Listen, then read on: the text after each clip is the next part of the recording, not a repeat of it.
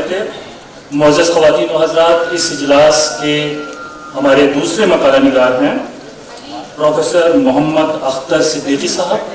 میں بہت ہی ادب سے آپ سے گزارش کر رہا ہوں کہ آپ تشریف لائیں اور اپنا مقالہ پیش کریں. آپ کے مقالے کا عنوان ہے اردو بحیثیت ایک ذریعہ تعلیم ابتدائی سطح سے ثانوی سطح تک.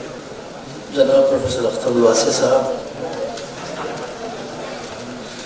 پروفیسر اسلم پرویز صاحب، دائز پر تشریف فرما دیگر ماہرین تعلیم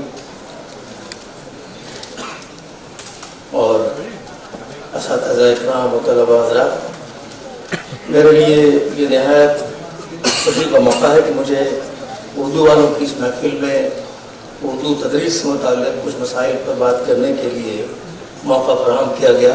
میں آپ حضرات کا مشکور ہوں، خاص طور پر کاؤنسل کا اس سلسلے میں بہت شکر گزار ہوں.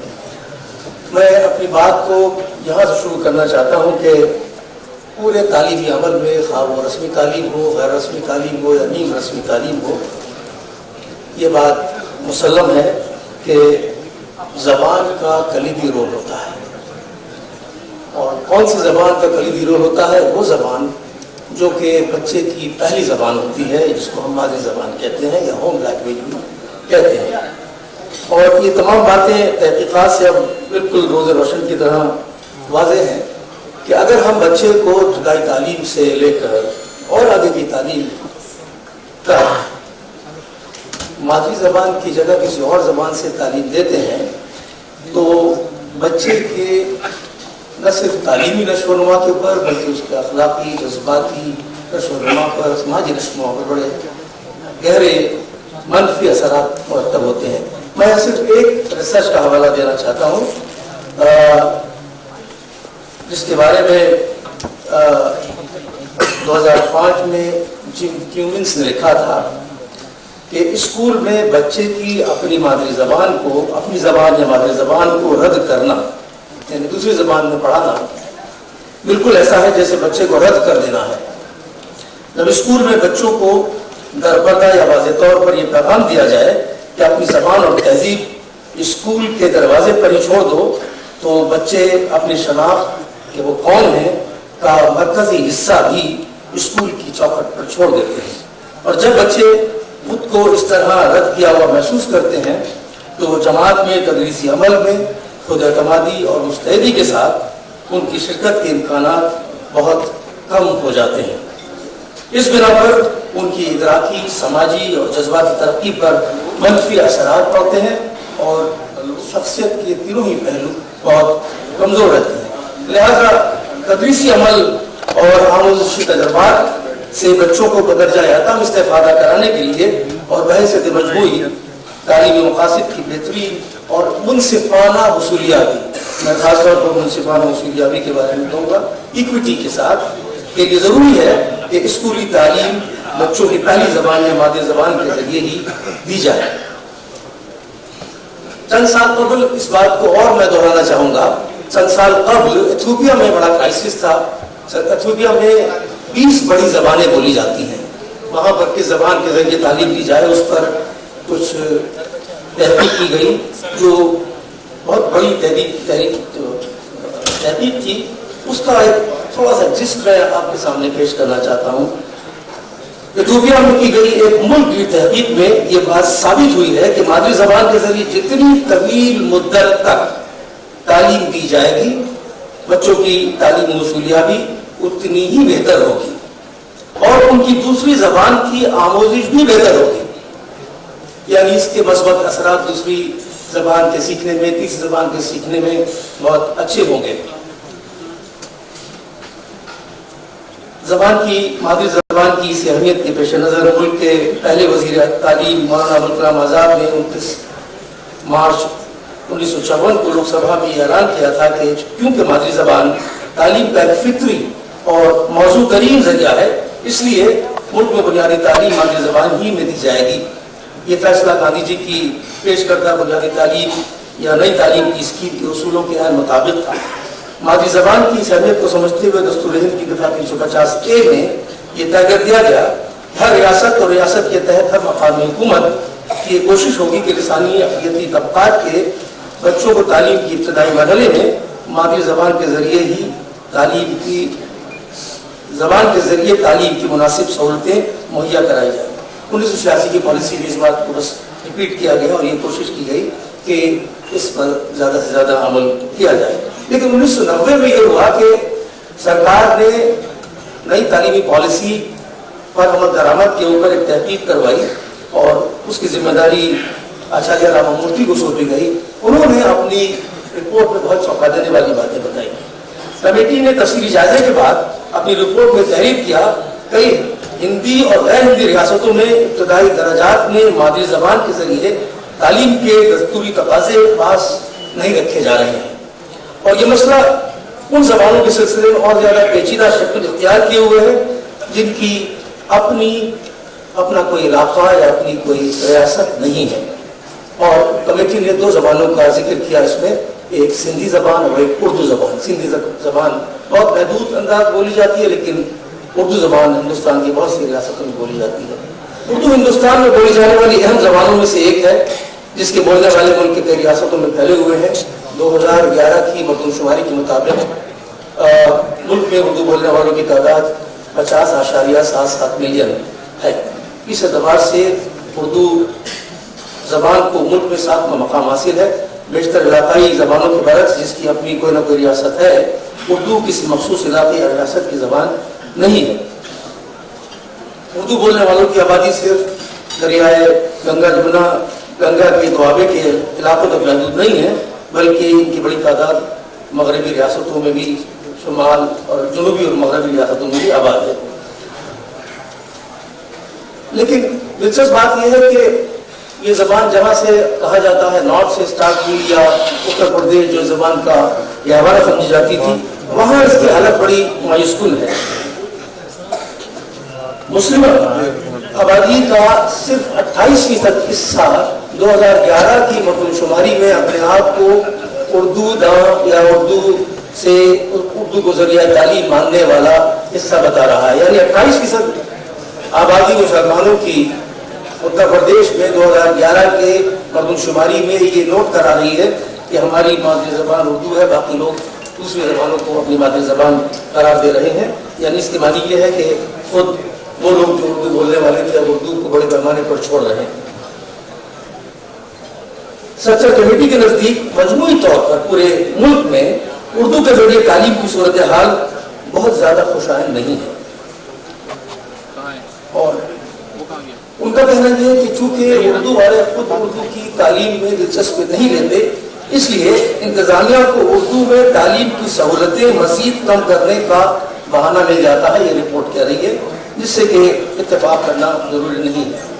اردو کے ذریعے تعلیم کی موجودہ صورتحال کو سمجھنے اور مستقبل کا نیا عمل طے کرنے کے لیے یہاں چند اہم باتوں کا مطالعہ کرنے کی ضرورت ہے، جیسے زمینی سطح پر اردو کے ذریعے پڑھنے والوں اور ان کے لیے دستیاب اسکولوں اور اساتذہ وغیرہ کی صورتحال کیسی ہے، ان کے کمزور کارکردگی میں کن اسباب کا دخل ہے، کمزور کارکردگی کے نتیجے میں طلباء پر کیا اثرات مرتب ہو رہے ہیں، اور صورتحال کو بہتر بنانے کے لیے کیا اقدامات کرنے کی ضرورت ہے۔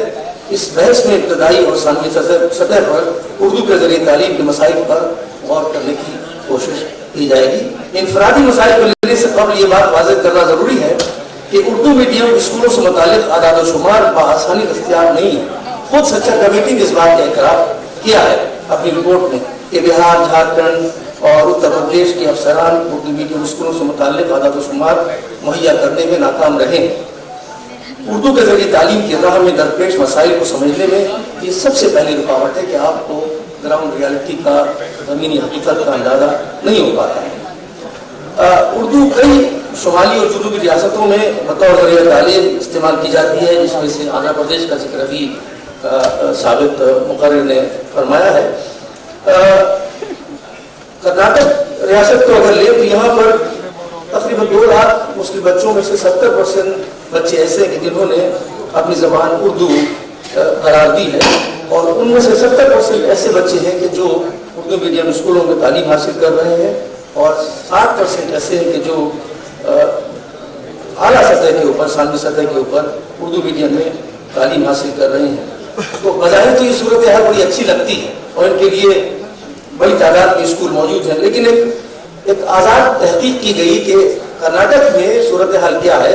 سراج ایک محقق ہے، ان کی تحقیق کے مطابق پچھلے کئی سالوں میں کرناٹک کے اردو میڈیم اسکولوں کا معیار تعلیم نیچے آیا ہے، جس کے 3 بڑے اسباب ہیں۔ ان اسباب پر ہم کو غور کرنے کی ضرورت ہے بطور اساتذہ، بطور منصوبہ کار وغیرہ۔ ان اسکولوں میں وسائل کی کمی ہے، عام طور پر اردو میڈیم اسکولوں میں جتنے وسائل درکار ہوتے ہیں ان کی کمی ہے۔ نمبر 2، لا تعلق اردو انسپیکٹروں کے ذریعے اردو اسکولوں کی معمولی اور رسمی طور پر نگرانی ہوتی ہے، چنانچہ رسمی نگرانی کی وجہ سے ان کو صحیح تصویر کا اندازہ نہیں ہوتا اور ان کی صحیح رہنمائی نہیں ہو پاتی۔ تیسرا سبب بتایا اس معیار کے گرنے کی، مسلم اردو میڈیم اساتذہ کے ہاتھوں امتحانات کی کاپیوں کی جانچ میں انتہائی درجے کی نرمی اور ڈھیل، تاکہ اصلاً کمزور کارکردگی والی اردو میڈیم طلبہ کے ساتھ ہمدردی کا مظاہرہ کیا جا سکے۔ یہاں آندھرا پردیش کی صورتحال کا ذکر کیا گیا جو بہت خوش آئند نظر آتی ہے، میں اس کا ذکر نہیں کروں گا۔ جن 270 اسکولوں کو اپ گریڈ کرنے کی بات کہی، اس اپ گریڈیشن کے معاملے میں میں بھی مرکز میں منسٹری میں انوالو تھا، اس لیے مجھے معلوم ہوا کس مشکل سے وہ ہوتا یہ کہ سب شکشا ابھیان کے اندر یہ وعدہ ہے حکومت کا کہ وہ پرائمری اسکول سے ایک تناسب میں اسکولوں کو مڈل اسکول کے سطح پر اپ گریڈ کریں گے، یعنی 2 پرائمری اسکول پر 1 مڈل اسکول دیا جائے گا۔ اگر آپ وہ تعداد دیکھیں آندھرا پردیش میں اور دوسرے ریاستوں میں تو وہ تناسب سے بہت کم ہے آج۔ نمبر 1۔ نمبر 2، ان 270 اسکولوں کو ہم کو اپروو کرانے میں مرکز میں کس قدر دقت آئی، مختلف سطح پر اس کا ذکر آگے آئے گا۔ ان کے لیے ہم نے 600 کے قریب آسامیاں مرکز کی طرف سے آندھرا پردیش سرکار کو دی، لیکن سچائی یہ ہے کہ وہ 600 کی 600 آسامیاں آج تک خالی ہیں، ان پر اساتذہ کام نہیں کر رہے ہیں۔ اس لیے اسکول اپ گریڈ ہو گئے، طلباء ان اسکولوں میں آ گئے، لیکن ان اسکولوں میں آج بھی تیلگو میڈیم میں تعلیم ہو رہی ہے۔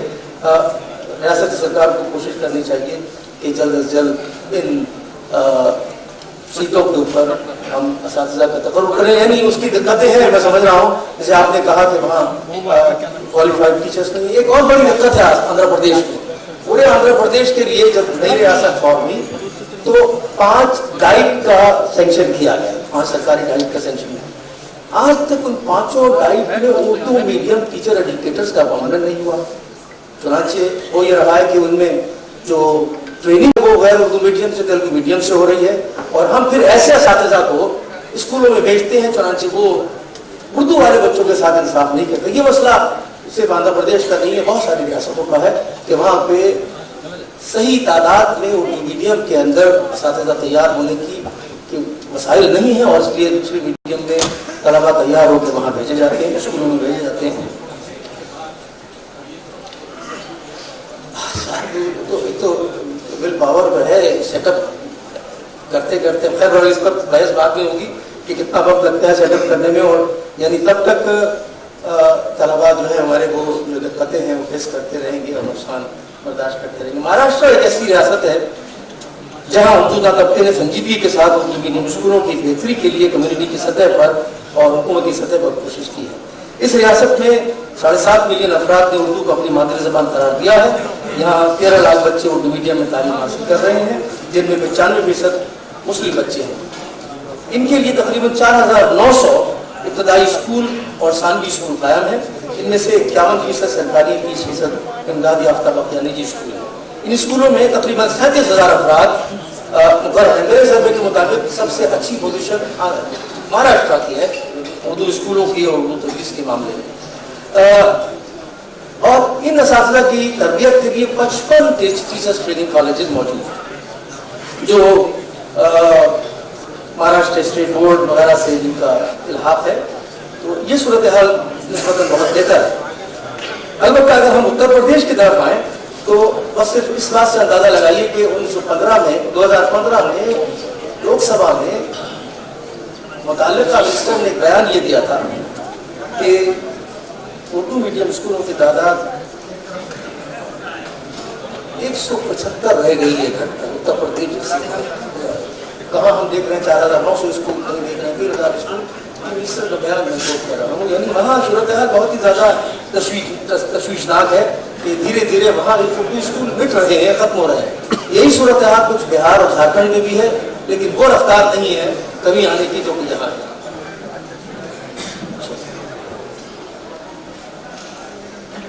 مجھ سے کہا گیا ہے کہ میں اپنی بات کو مختصر کروں, لہٰذا میں اپنی بات کو مختصر کرنے کے لیے براہ راست ان اسباب کی طرف آتا ہوں کہ جن سے کہ اردو تدریس کی صورتحال ابتدائی سطح پر بھی ساری سطح پر بھی کمزور ہے. پہلا سبب تو بیشتر ریاستوں میں مجھے یہ نظر آتا ہے کہ اردو میڈیم اسکول حسب طلب موجود نہیں ہے. یعنی جتنی ڈیمانڈ ہے, جتنی اردو میڈیم کے طلباء ہیں, جتنا وہ پڑھنا چاہتے ہیں, اور اتنے اسکول نہیں کھولے جاتے ہیں. یہ صورتحال اتر پردیش میں, جھارکھنڈ میں, گجرات وغیرہ میں کئی ریاستوں میں سروے کرنے کے بعد معلوم ہوئی ہے. لیکن اس سے زیادہ مشکل مسئلہ یہ ہے کہ اگر ابتدائی اسکول کھول دیے جاتے ہیں تو ضرورت کے مطابق ان کو اپ گریڈ نہیں کیا جاتا. اس کا بڑا نتیجہ یہ نکلتا ہے کہ بہت سارے بچے جو ابتدائی کلاسوں میں اردو میڈیم سے پڑھے تھے, مجبوراً ان کو دوسرے میڈیم کے اسکولوں میں شفٹ کر دیا جاتا ہے. یہ آندھرا پردیش میں بہت زیادہ ہے, یہ دہلی میں بہت زیادہ ہے, اور بہت سے ریاستوں میں یہ مسئلہ کافی بڑے پیمانے پر موجود ہے. ایک تو بڑا مسئلہ یہ ہے کہ اردو میڈیم اسکولوں کا ہونا اور قومی جو ہمارا ایک تناسب ہے, جو رائٹ ٹو ایجوکیشن ایکٹ میں دیا ہوا ہے, 2 اسکولوں پر ایک اسکول, 1 کلومیٹر کے اندر اسکول, 3 کلومیٹر کے اندر اسکول, یہ اردو میڈیم اسکولوں کے معاملے میں پورا امپلیمنٹ نہیں ہو رہا. دوسرا اہم مسئلہ اردو میڈیم اسکولوں یا اردو میڈیم جماعتوں میں اردو کے ذریعے پڑھانے والے اساتذہ کی کمی کا ہے, جس پر ابھی بات ہوئی ہے. چنانچہ بڑی تعداد میں ایسے اردو میڈیم اسکول ہیں جہاں تعلیمی یافتہ قانون میں مذکور طلباء کے لازمی تناسب سے کم تعداد میں یا تو اساتذہ موجود ہیں جو مڈل اسکول کی سطح پر 8 ہونے چاہیے, پرائمری اسکول میں 5 ہونے چاہیے, کہیں 2 ہیں, کہیں 3 ہیں, بعض جگہ تو صرف 1 اردو میڈیم کا ہی ٹیچر ملتا ہے. تو یہ ایک بڑا سنگین مسئلہ ہے. دوسری صورت یہ ہے کہ وہاں پر Urdu medium school Urdu medium اساتذہ نہ اپوائنٹ کر کے آپ غیر اردو میڈیم کے اساتذہ کو اپوائنٹ کر دیتے ہیں, تو وہ پھر بچوں کے میڈیم کو تبدیل کر دیتا ہے, دوسرے میڈیم میں پڑھاتا ہے. تیسرا اہم مسئلہ ہے اردو میڈیم اسکولوں کی گھٹتی ہوئی تعداد, اور اس میں گھٹتی ہوئی تعداد میں اردو والے بھی ذمہ دار ہیں.